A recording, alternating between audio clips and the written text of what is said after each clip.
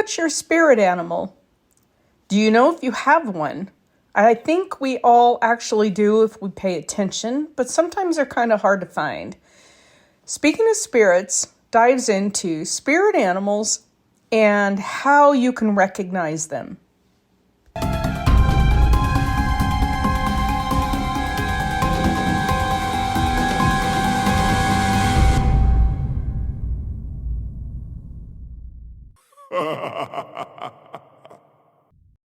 Hello, everybody. This is Colleen with Speaking of Spirits, and today I am here with Gina. And Kate is remote because she had so much snow she can't get out of her house. It's lovely. Yeah, and it's weird because where you live, not that far away, you had all the snow, and now it's raining down here on top of all of our snow. So Yeah, it's insane. So yesterday we got 8 inches of snow, but then we got rain on top of it. So it like really packed it down and made it slick. And then today it's just been snowing where everyone's just said it's rain for them. So I'm pretty that's high crazy. up in yeah. Yeah. Better safe than sorry. Yeah, you don't want to be driving down that mountain road when it's slick out either. That's a steep road that you guys live on. So, Yeah, a few of the neighbors have experienced it being it too slick to drive up, and you just slide back down and have to figure out something else for the night. Yeah. Well, I used to live off of Caribou Road, so straight up. Yeah. No guardrails. Idaho's fun that way. Yeah. Yes. Buckskin has several switchbacks that it's like, I don't know how many hundreds of feet down and no guardrail. No guardrails. Or the little metal one. I don't think our state can afford guardrails. I think that must be it. I don't know. Yeah. So today we were going to talk about our spirit animals, right? And so we each have the two that is representative of our spirit animals, and we were going to share what they mean with our audience. So, yeah, do you want to go first? Sure. Or I can do one and we can let's do one and we'll. So my main one that I didn't even realize was grizzly bear. And any female bear, she is a healer. She is a teacher. She is someone who protects and looks out for the others. But what happened to me from the time I was a child, I had this reoccurring dream. I would call it a nightmare, but it was and it wasn't, of this bear. And it followed me everywhere.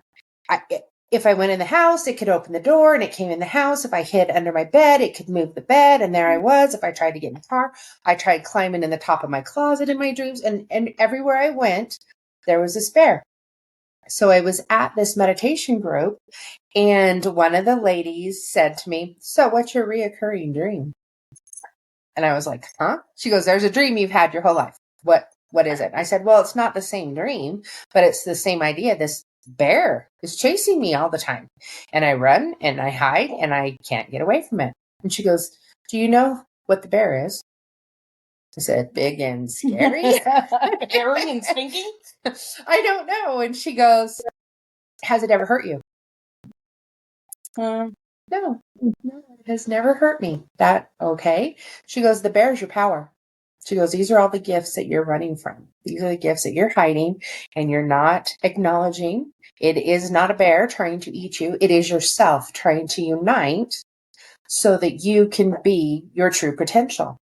And lo and behold, I haven't had the dream since. So it's interesting. It was kind of a very cool and awakening kind of thing, because I am a healer, I am psychic, I'm a medium, all of those kind of things. And that's all part of the bear energy. The taking care of other people, being the protector, being the teacher, being the nurturer is part of bear energy. Well, that's interesting. Yeah. And you can help me figure out these. There we go. Yeah. There we go. So, Kate, what is one of yours? It's so hard to pick one, like when you think about it. And I think I said one of mine was the elephant. When I came into motherhood, like the power that they have with the maternal line, how strong the bond is between mothers and daughters, I think I finally realized what that was like. And all of a sudden, like right before I had my daughter, I would start dreaming of elephants, and especially of a mom leading her baby along. And so that is one that I really, like, I felt like is a spirit animal. And I am someone who's always constantly learning. I won't say my memory is the best, but I admire how well elephants take in information and memorize. And then just like a cute little fun fact, they are supposedly looking at humans like how we look at puppies. Like we're like little puppies to elephants, and they just think we're the cutest things. And I just think that's amazing. So, That is wild. yeah. Sorry about the background noise. We have an old dog chewing a very large bone, so if you can hear it. And I just don't want to take it away from him. He's having so much fun. So I have, one of mine is a dragonfly. And I realized it was dragonfly when my mom died, because both of us love dragonflies. And then the day she died, and then the day of her memorial service, and pretty much ever since then, I've been surrounded by dragonflies. Mm. And so I figured it would have that connection between her and I, mother-daughter, like you're talking about, and dragonflies. And so they're supposed to be the wisdom of transformation and adaptability in life. Two things that I'm very resistant to. So it's kind of interesting for me. Did you run and hide from him? They kept finding you? I know. Gina's like, you need to know this. So they're associated with adaptability, joy, lightness of being, which was definitely my mom. She was a very joyful person. The realm of emotions and a deep dive into your feelings. Now, the feeling part I totally get, but and then the connection with nature, spirits, and fairy realms, which I thought was really interesting, because that's something that I'm totally drawn to, is the fairy realm. So, yeah. I taught my daughter that dragonflies are fairies, so she just thinks that they're a type of fairy that's out there. That's awesome. Well, that's so awesome. Well, I was going to say the, I don't even know, the superstition or the thought behind why they have the double set of wings is because they can transport angels, they can transport fairies, they can bring our loved ones across the realm into ours to say hello. Yeah. And that's why they have a double set of wings, is they're the part of the transportation between the living and the other side, and the magical side. So the contractor that I use for everything around here, and I told him he can't retire until this whole property is done. He was in my barn earlier this year, and there was the dragonfly hatch, and we flood irrigate on these properties out here. So you have a lot of dragonflies. And so I'm just always like, oh, look at a dragonfly. It's like never gets old to me. You know what I mean? They're so cool. Well, the colors. Yeah, we have a lot of different colors here because we don't have that many species right here. But yeah, I mean, the colors, they get that iridescent, shimmery stuff going on. Yeah. So I'm talking to him, and I talk with my hands all the time. I should have been Italian, not Irish, right? And so I'm talking with him, and all of a sudden I feel something on my hand, and I'm moving my hand around, and I stop. And a dragonfly had landed on my hand, and even though I'm talking, it's just hanging on for dear life. And so he took a picture of it, and I have it. It's very cool. That's anyway, really cool. Yeah, I'm like, take a picture, quick, take a picture. He's like, God, you're such a dork. But yeah, I think dragonflies are really cool, and I think they're dragonflies and fireflies. Fireflies for me are the other one that's just so drawn to. And it's interesting, when I was a kid, we had dragonflies, but growing up, we didn't have any more. And then where I lived in Pennsylvania, when I was in the service, we had hardwood forests all around the stable, and I lived in the stable, in the house above the stable. And one of my the gals that were boarding her horses came out one night. She came like pounding on the door, and I thought a horse got hurt or loose or something.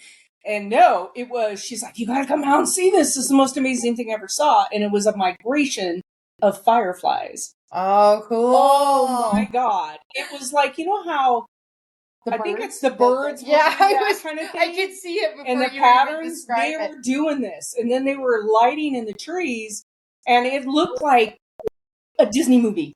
Yeah. It was like, oh my God, we sat out there and drank beer all night long and watched fireflies. It was so cool. It was so cool. But I don't know what they represent, but I've always been very drawn. Everything with me is with wings. And maybe because I grew up flying, I don't know. That's interesting.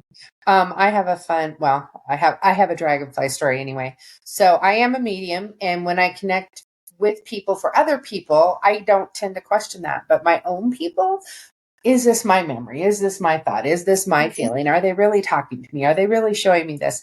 So with them, I asked for signs. So one friend had passed and ravens came, but a friend passed last summer and I was sitting outside of Cafe Ria. There had to be 6 dragonflies just fly up. We're landing on the window of the car, on the car next to me, just sitting there. So I have all these pictures and videos of these. Was all that these her? That was my friend Bridget. I'm sure. Yeah.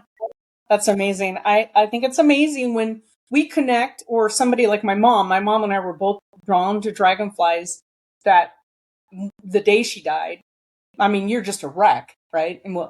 And I'm a wreck, and I'm at home and sitting on the lawn, and I just can't even think of what even to do in the next moment. And they were just everywhere. And it was like her saying, "It's okay." Yeah. You know, Look at me. okay. I've got my wings. Yeah. I'm free. I'm well. Yeah, that's cool. So what's your next one? My next one are the big cats. And there's 2 in particular that I'm especially drawn to, and that is the Black Panther and the lion. And I'm a Leo, so everybody's like, oh, that's why you like lions. Well, partially. But with the Black Panther, I don't know what the traditional is with it, but for me, we hear a lot of people talking about shadow work, the things that have been maybe painful in our lives, disappointing, and trying to work on those to heal those. To me, that's part of what the panther represents, but it also represents me being able to hide a little bit into what I do. But again, the panther is very spry. They're great hunters. They are very fast. But being the black, it's almost like the shadow. And so they've always really intrigued me. The lions, again, they're leaders. They are protectors. They are the ones who kind of keep the order and the balance, especially like in the savannah of, the predators and the other animals and different things like that. I've always found it very interesting how there's typically a male or maybe a couple males, and usually the female lions. For me, I've always been attracted to the male lions, the big mane. And I think for me, partially the reason I feel that way is just my own dynamics. I obviously enjoy being a female and all of that, but I feel very masculine, and I feel we were just talking about being shy and, the extroverted introvert. But if somebody is hurt, if somebody is sick, if somebody's being picked on, my lion comes out. And it's like I go in for the defending and the protecting. And I think they're also great nurturing animals, like you were saying with the elephant, is the pride. It's their family. It's a big, loving family. And I feel that way with all of my close friends. There's a different kind of a connection, and the lion is like symbolic to me of that. That's cool. Yeah. I have a panther story. So my dad was in the movie business, and one of his friends, his name was Lee, and he lived in Mount Shasta area, and he raised black panthers.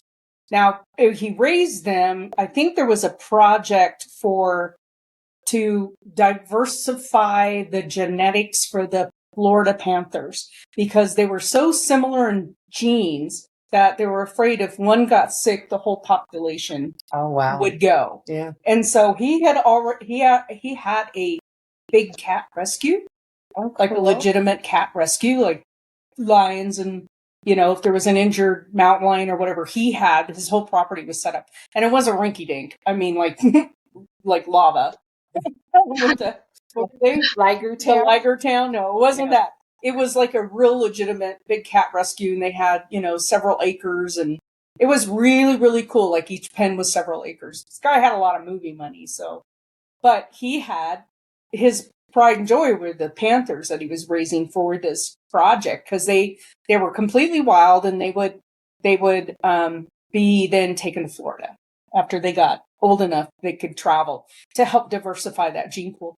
And he had one, though, that was from a circus or zoo or something that had been declawed. And she still had her teeth, but she had been declawed for whatever reason. And she was his house cat. I've seen that. I've seen stories about that. Yeah. people think they found a kitten because they're tiny Oh, when yeah. they're little, and then Yeah, no, he got her as an adult, but she was like one of those, she was not aggressive, and even when she hit puberty, she was not aggressive. She was his house cat. And I distinctly remember my dad and he had his own airstrip, so we would fly in. And we landed, my dad's like, no, don't be scared, but he has a big cat in the living room. And I couldn't wait to see it. And I was little, so I'm like 6 or 7, right? And so I remember her laying on this black leather sofa, and she's this black cat with these big, big eyes, and going up and being able to run my hands on her belly and then lean on her and hear the purr. Mhm. Oh my God. That's It was the insane. most incredible thing ever. I'll never forget that memory. That is so cool. Yeah. Yeah. I mean, at first I was scared of her because you just know instinctively she could eat you, but Yeah. she didn't. Anyway, what's your next? Kate? So I kind of have a story to go off the lion story that's very quick. But when I was going for my animal Reiki certification, there's a point where you do meditation, and in one of them, I was guided by a lion. And I've always worried about like getting the common spirit animals. Like I want to make sure it's authentic. So I wasn't expecting it at all. But it was like almost very Aslan, like Chronicles of Narnia-esque, and it like kind cool. of panicked me at first. I was like, this can't be real. Like I'm just like making this up. Like I've totally veered off path, but it's been one that keeps coming up for me. So I relate to you with the lion Cool. one. But my other one would be butterflies. I see butterflies a lot, especially when I'm doing Reiki and someone's going through a period of transformation. Like when I see that, I usually warn them, like, it might be a little bit of a rough go, but you are about to go into a big change in your life. And so whenever I see one, usually it tends to be right when I'm on the cusp of making a big change. So that's one that I've always felt really close to too. That is cool. Yeah. Yeah. Butterflies were my thing with my parents, and they still are. We had my daughter was 8 and my son was 12 when my dad and mom passed 6 months apart. And just before, like it was Memorial time, and one of the girls that was in my daughter's class, her father passed from cancer. And it was a very, like, it was brain cancer. And he, as they were remodeling their house, they had just moved into a new house and were remodeling and painting, and he got really bad headache and dizzy spell. He assumed, oh, it's the paint fumes, this, that, and the other. Kind of trudged through, keeping working on it, and it got worse and worse and worse. And he went in for an MRI, CAT scan, brain scan, whatever they did, and he had multiple massive tumors in his brain, and he maybe made it 2 months. And at that funeral, they released butterflies. They released butterflies. And I thought it was so beautiful. And I knew that my mom had loved butterflies. So when she passed at the beginning of July, so just a little over a month later, did a butterfly release. And then, because to me, again, it's a transition. You're going from a lethargic little caterpillar in the dirt to this full and flying and defying gravity kind of a transition. And my husband, it was my 55th birthday this August, and my husband took me and all the grandkids and our kids, and we went out to Pingree. They did monarch. So it's little, and the butterflies landed on us. When you release them, normally you open it, and sometimes they kind of flutter for a second, and then they usually fly off. It's all landed on us and just so. It was very neat. Yeah, and she had butterflies. We didn't realize that she'd had butterflies etched into her and my dad's headstone. He passed in December, and my mom passed 6 months later in July. And it was a double heart. They'd been married for like 50 some years, and she'd had butterflies on it before she went and picked it out before we even knew and did that. So yeah, it was definitely very symbolic. So does everything with wings mean transformation? I don't know. That would be interesting. That would be very interesting. So my second one that has always been, and this is the one that near and dear to me, is the eagle. And like every year, we do an eagle count at work. Every year, it's like eagle. Because I can see an eagle. Like we can pass by a tree with an eagle and nobody else is seeing. I'm like, it's right there. I see eagles everywhere. I am so keen on eagles that I can see them everywhere. And I mean, I can outsee the RPI. It's like there's one. So I don't know Every type. Well, the bald eagle is definitely, maybe it's because I'm a veteran. I don't know, but the bald eagle to me, just the symbol of it so much to me, But yeah, but eagles, even golden eagles, it's like I was coming back from Mackie, and there was a golden eagle on the side of the road trying to hop around, and you could tell he'd been hit. I just went and scooped. I mean, usually they'll just tear you apart. I just went and scooped him up, put him in the Jeep, brought him home, and took him to one of our wildlife rehab. I mean, this eagles, just love them. I mean, I like birds, but eagles. So another transformation. Like they're supposed to reconnect you with your spiritual path. So I found that kind of interesting. And that I think I try to do constantly. I am. And this is funny because I am. She's laughing. Virgo, and every house is in Virgo. Every one of my houses is in Virgo. The lady who did my zodiac said, "Oh my God, I'm so sorry." Oh no! Pass that on to your friends. Never seen this. She goes, "I cannot believe every house is in Virgo." She goes, "You unbelievable." So it's like resistant to change. This is the way it is. Blah blah blah. And all my friends are like, "God, I don't know who I am." So I'm trying all the time. I just fail miserably. So I think so. It says that it's reconnecting you to your spiritual past, and you must listen to and heed your own spiritual directives. And they're trying to do that, but it's really hard for me. It's really, really hard. So it's amazing to me that I have two critters in my life that are telling me to go with the flow, and I'm like, just think, what if you didn't? What, you would turn into a rock or a tree and just be. I'll be sure. Like, this is good. That's good. And nice end. I don't know what it is. It's really interesting. So it says eagle symbolism also means that there's opportunities available to you and you must snatch them up while they last. So they're ones that you've overlooked or bypassed in the past. So every time you connect with the eagle, that means there's an opportunity and you're supposed to grab it. Right? So I'm hoping, it says focus on the goals that are closest to your heart. I hope that I can someday, and like 2/3 of my life has gone by. I'm still like, that's the way it is. She's just been waiting for me to change all this time. Waiting for you to change. I've just been waiting for the river and the wind to softly erode some of those sharp edges. I like that. That's why that one of my is dearest my friends. Virgo and Leo. It's diplomatic and honest and blunt. Something.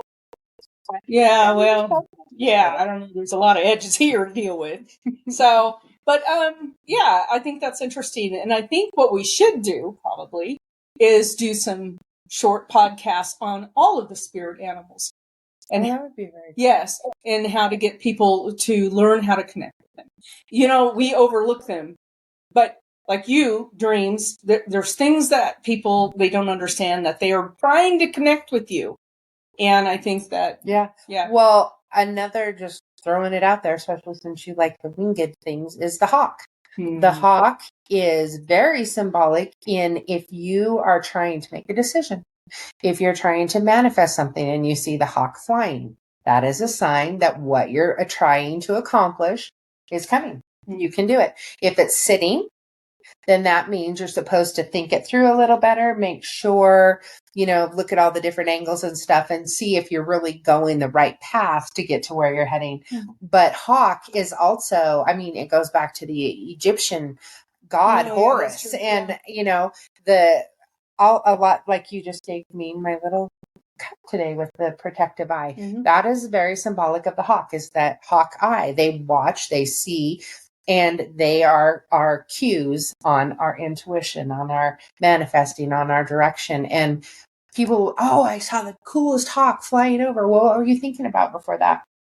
I don't know. Well, yeah, I guess I was thinking about applying for this job. And it's like, that was your sign. He was flying. He's telling you, go for it. You're heading in the right direction. And, you know, making people aware of that, then they can kind of bring the pieces together and see more of what the picture of the puzzle is trying to show them.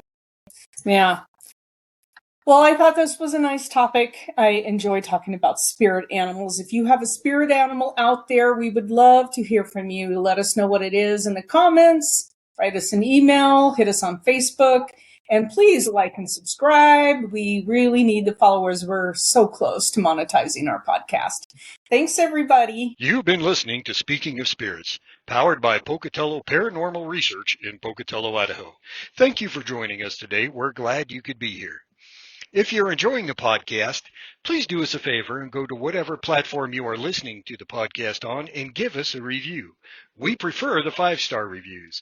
This helps us know how we're doing, and it helps others to find the podcast. Thank you for joining us, and we hope to see you on our next podcast.